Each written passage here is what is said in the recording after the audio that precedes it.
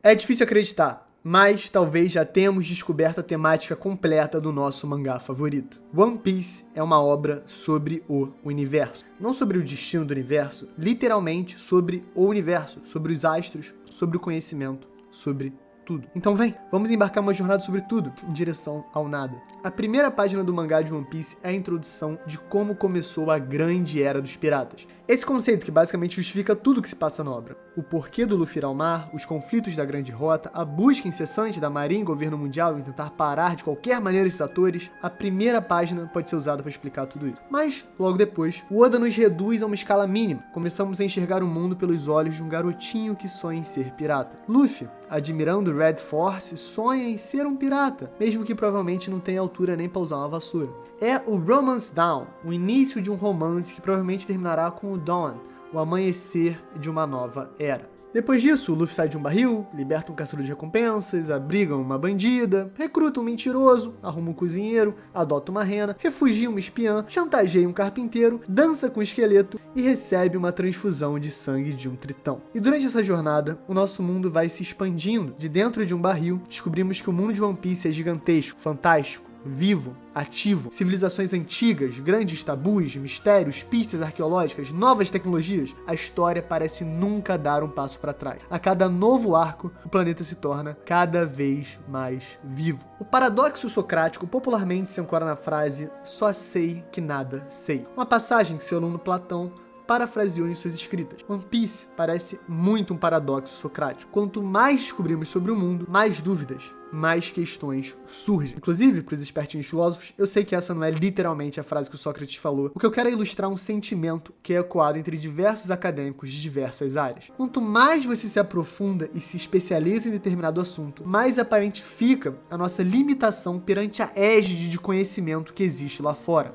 Em termos mais simples, quando alguém diz saber tudo sobre algo, provavelmente ela só é ignorante sobre a própria ignorância. E em One Piece, nós vivemos esse paradoxo. Mesmo chegando à coisa mais próxima do conceito de saber no mangá, o Dr. Vegapunk, que literalmente é o homem mais inteligente do mundo, tem a Nomi Nomi no Mi, a fruta do cérebro que permite que ele se expanda ilimitadamente para somar todo o conhecimento possível, mesmo se dividindo em clones, mesmo tendo o maior sistema de armazenamento de dados que existe, o Punk Records, nós descobrimos que ele não sabe de tudo, nem perto inclusive. Mas também descobrimos pistas muito importantes sobre o universo. Pistas que eu acredito possam decifrar a temática fascinante que permeia o mundo de One Piece. Ok, basicamente hoje vamos explicar como que o Vegapunk nos disse no capítulo 1065, a revelação de que no universo de One Piece, o passado, na verdade, é o futuro, é muito parecido com um fato histórico da humanidade que realmente aconteceu. E como essa pode ser a chave para explicar tudo. Fala galera, Chapéu Espera aqui. Eu sou o Derek e hoje uma teoria insana. Essa explodiu a minha mente e eu espero que exploda a sua também. Vai ter astronomia, vai ter religião, vai ter muito One Piece. É polêmico, é intenso, então confia em mim. Você não vai querer perder o vídeo de hoje. Dito isso, se gostou da intro, dá um slap no like, se inscreve, dá essa moral pra gente. Hoje eu quero dar um recadinho especial, porque a gente chegou no top 20 do iBest, graças a vocês. O Lipe deu um agradecimento muito lindo ontem. Eu não vou me alongar que nem ele se alongou, porque acho que tudo que ele reproduziu já é mais que o suficiente, mas eu quero dizer que eu sou muito, muito grato e todo dia eu acordo muito feliz e muito abençoado por terem vocês me dando a chance de me assistir no YouTube. Então, só obrigado, gente. Obrigado pelo apoio insano todo dia. Essa teoria de um cara chamado Brody Loman no TikTok, o sorvete de menta, um inscrito há muitos anos, muito maneiro, muito parceiro, me mandou no Twitter, então obrigado, mentolado. E sem mais delongas, Alanzito, chama a vinheta que hoje o bagulho vai ser louco, irmão.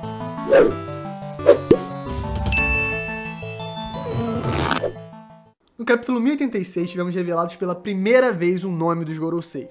Sim, os Gorosei, as 5 estrelas anciãs. Como já desconfiávamos desde a revelação de São J. Garcia Saturno, cada um deles é nomeado por um planeta. Temos o nosso Saturnão para começar, depois São Marcos Mars, representando Marte, São Topman Valkyrie, que é um trocadilho em japonês com Mercúrio, Sant Ethan Baron Binasujuru, que é uma referência a Binasu, Vênus, e talvez o meu nome favorito, São Shepherd Júpiter. Pô, Júpiter é muito bom, né? E, obviamente, é uma referência a Júpiter. Mas, curiosamente, esses planetas têm algo em comum. Eles são os chamados 5 planetas clássicos. Basicamente, eles são os 5 planetas que são observáveis a olho nu. Então, durante a Antiguidade, diversas civilizações têm registros específicos desses astros, somando ao Sol e a Lua. Inclusive, a palavra planeta vem do grego antigo planet, que significa vagante, porque essas estrelas ficam vagando ao redor da Terra. Isso influenciou o nosso conhecimento durante séculos e séculos. Um grande filósofo e astrônomo grego chamado Ptolomeu apresentou o modelo ptolomaico, que posteriormente foi aceito por Aristóteles e acabou sagrando a teoria mais aceita por séculos no Ocidente. Só que a parada é que o modelo ptolomaico era um modelo geocêntrico, ou seja, o planeta Terra estaria no centro do sistema de astros.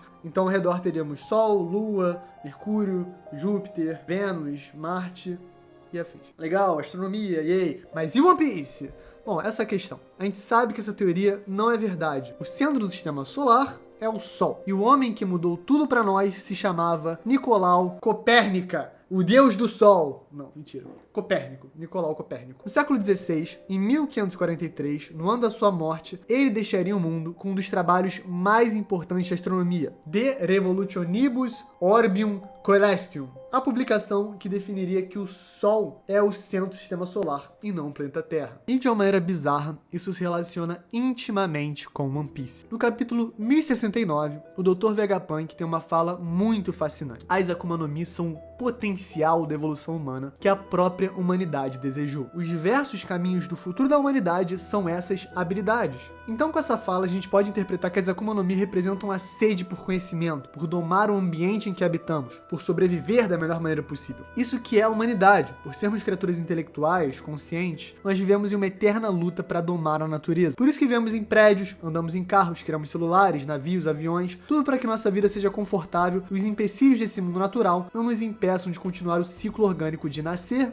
crescer, reproduzir e morrer. O nosso próprio cérebro é uma boa metáfora para isso. Enquanto o mesmo cérebro que aprecia artes, gosta de ler One Piece, se deliciar com comidas, faz cálculos precisos para que tomemos ações a todo momento, como saber quando atravessar a rua e se dá tempo de ser atropelado ou não por um carro, esse é o mesmo cérebro que nos deixa ansioso, nervoso, em alerta, muitas vezes reflexos involuntários ou desnecessários para a nossa vida, mas que provavelmente eram super úteis 20 mil anos atrás, quando vivíamos em tribos de maneira mais primitiva e rústica, algo mais próximo do que é natural para nossa existência biológica. Mas aí temos o oponente, a mãe natureza. Como o Vegapunk diz, as frutas são antinaturais e são odiadas pelo mar, pelo oceano, pela mãe natureza. Isso seria a justificativa da maldição das Akuma no Mi. E essa oposição já foi muito relacionada a Imu, o líder do governo mundial que se senta no trono vazio e cujo nome, ao contrário, significa literalmente oceano em japonês. Umi. Então, se Luffy é Nika, o deus do sol, Imu é a mãe natureza, o oceano, o próprio planeta Terra. Até porque a gente pode ser chamado de planeta água, afinal, mais 70% da superfície da Terra é coberta pelos oceanos. O que torna isso uma metáfora perfeita para a analogia entre modelo geocêntrico, com a Terra no centro do sistema solar, e com Sol, Lua e planetas girando ao redor. Exatamente a imagem que vimos em Ohara com o professor Clover. Aquilo pode ser a teoria aceita no mundo de One Piece, com o planeta ao centro e os astros ao redor. Mas, como sabemos, isso não é verdade. E a gente sabe também que o governo mundial não está muito interessado na verdade. Pelo contrário, né? Toda a história do governo mundial envolve censurar, manipular e ressignificar a história para ter o controle absoluto do planeta em suas mãos. Quem tem o saber tem o poder. Mas calma, tem mais ainda. É realmente interessante. Isso também pode ser uma metáfora para os conflitos que ocorreram durante o século XVI e XVII na astronomia. Lembra do livro com nome difícil que o Copernica publicou no ano de sua morte? Então, ele só foi realmente ficar popular e ganhar peso na comunidade científica mais ou menos 70 anos depois. Mas a gota que transbordou o copo foi um livro publicado por Galileu Galilei em 1632 chamado de O Diálogo sobre os Dois Principais Sistemas de Mundo. Nesse livro, basicamente, o Galileu pega 3 personagens, 2 super inteligentes e astutos e um pouco mais simples, um pouco mais lentinho, tanto que o nome dele é até meio que Simplício ou Simplório em italiano. Esse personagem mais burro representa o sistema geocentrista e faz os argumentos para esse sistema. Só que durante o livro ele é humilhado e ridicularizado pelos 2 sabichões do sistema heliocentrista, a teoria que o Galileu defendia. Obviamente isso não pegou nada bem na época, porque a essa altura a Igreja Católica, era a instituição mais poderosa da Europa. E os argumentos usados pelo Simplício eram muito parecidos parecidos com os argumentos usados pela igreja, tanto os bíblicos quanto os científicos, para que a Terra fosse o centro do sistema universal. Isso resultou nos famosos julgamentos de Galileu, onde ele acabou sendo condenado por heresia e viveu os últimos 15 anos da sua vida em prisão domiciliar, proibido de publicar ou defender de qualquer maneira o heliocentrismo. E isso não lembra nem um pouco One Piece? Um cientista perseguido por um governo que diz obter sua legitimidade diretamente de Deus, afinal, a temática religiosa do governo mundial é extremamente aparente, né? Os 5 Goroseis têm nome de Deus, os Tenryubitos têm o prefixo Saint, enfim, eu não preciso argumentar muito para convencer de que as crenças dogmáticas da organização que controla o mundo em One Piece têm claras referências a instituições religiosas que controlaram o nosso mundo durante séculos, sendo Imu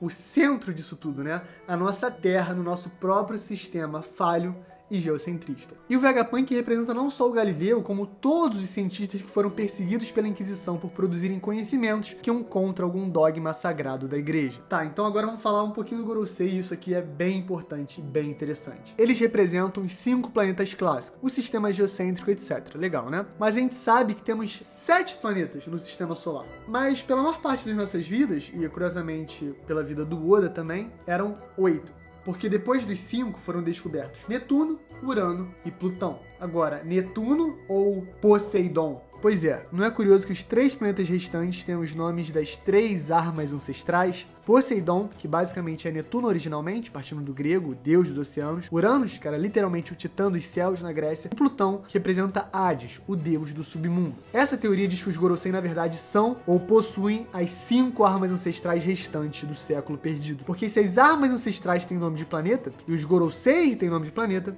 fora isso, 5 é maior que 3, o que faria sentido para o porquê o governo mundial ter saído vitorioso da grande guerra do século perdido, mesmo com o reino antigo aparentemente sendo essa utopia tecnológica e fantástica do passado. E isso nos colocaria em uma interpretação clara da maior mensagem de One Piece. Uma tentativa de sufocar o conhecimento, algo que só pode ser parado com o amanhecer, literalmente o nascer do sol, ou o reconhecimento do sistema heliocêntrico, o Sol no centro do universo. É um sistema solar, né? O universo é um pouco maior. Luffy representa o Sol, Nika, deus do Sol. E Imu representa o planeta Terra, o planeta Água, o Oceano, Gaia e Mu. Ele representa o sistema geocêntrico. Imu também representa o obscurantismo, a censura, a Era das Trevas, que, curiosamente, é como conhecemos popularmente o período histórico do ápice de poder da Igreja Católica na Europa, da Inquisição Espanhola e afins, basicamente a Idade Média. E por isso que depois desse período nós temos a Renascença, e mais pra frente o Iluminismo, que são períodos que no Ocidente produzimos grande parte dos conhecimentos científicos que vigoram até hoje, envolvendo física, matemática, artes, anatomia, medicina e afins. Mas tem mais uma parte da teoria que eu amo e que faz total sentido. Em Egghead, Vegapunk explicou que vivemos em One Piece praticamente um mundo pós-apocalíptico. A tecnologia regrediu infinitamente depois do século perdido. Se Egghead é a ilha do futuro, ele deixa bem claro que, na verdade, ela é só uma fração do que o glorioso passado do Reino Antigo era. Acredite se quiser, isso também pode se correlacionar com geocentrismo contra heliocentrismo durante as eras. 3 séculos antes de Cristo, Aristarcos de Samos, um grande filósofo e astrônomo grego, teorizou sobre o modelo heliocêntrico, criando teorias, estudando a distância do Sol para a Terra, entre outros materiais super relevantes. Mas acabou que a teoria não pegou. O modelo ptolomaico e aristotélico do geocentrismo teve mais seguidores e moldou o conhecimento no Ocidente pelos próximos séculos, até que a igreja acabou tornando essa forma de saber uma espécie de sacrilégio por ir contra algumas passagens da Bíblia que definiam a Terra como um ponto fixo no universo. E isso se repete durante a história da humanidade. Existem vários conhecimentos que a gente descobre arqueologicamente de povos antigos que eram